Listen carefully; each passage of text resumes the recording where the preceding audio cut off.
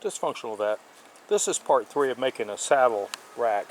Now, I've got this piece welded in, and in order for this thing to be movable, I've put this slot here so that things can be slid in and bolted together, and I'll drill holes for that. Now, how am I getting this nice and straight so everything looks good like this? As you can see up here, everything's looking good. Well, the first thing that I do is I set my level. If you can see that line, that's my level that this middle piece is going to fit onto. As you know, there's 3 pieces. So the next thing to do is to fit this together for that purpose. So how do we do that? Over here, I've connected my pieces together. As you can see, they're nice and straight. They'll be flush on this end.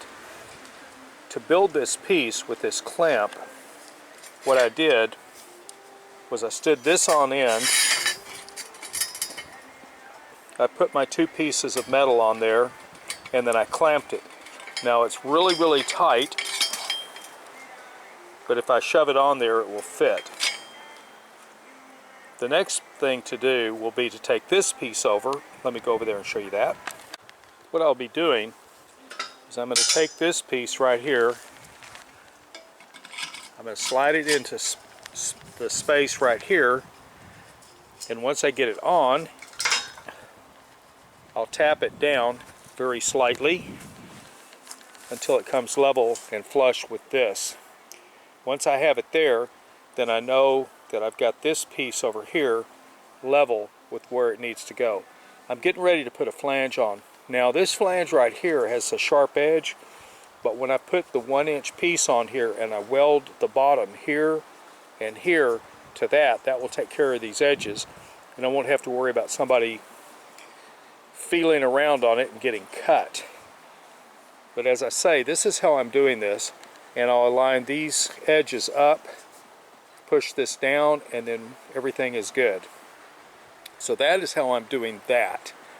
And as you can see, I've got one here and I've got one above, and this takes care of this. Now I spot welded this using a wire welder, and you can see there's a bunch of inclusions in it in spite of the fact that this metal was very clean. Not happy with that, but I can live with it.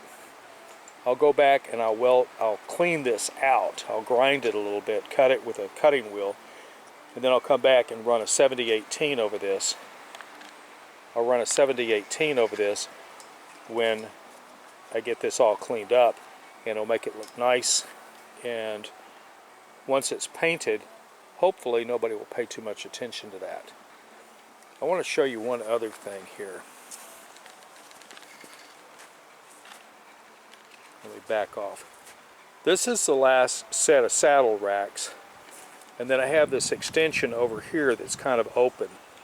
I'm going to suggest to the client that they build a shelf on the back side of this, seeing as how this is going to be 17.5 to 18 inches off of a wall, and they can put things inside here, saddle soap or other types of material used for taking care of leather, and I think that would work really well for them. These racks that are going to be going on here, which are similar to these, with these little flanges that will have wood on them, they're going to be numbered 1, 2, and 3 as we go up. See, 1 down here, 2 here, and then 3 above. They'll be numbered because when I drill these, they may not be exactly perfect, but I will put this together with the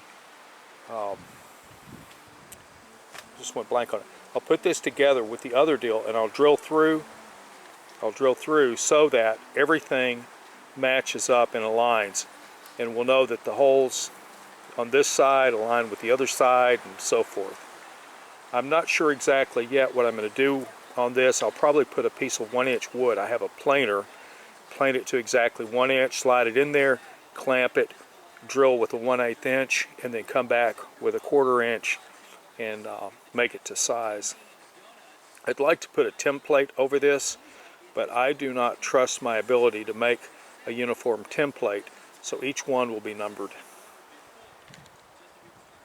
that said, I'll show you the next step once I get to it.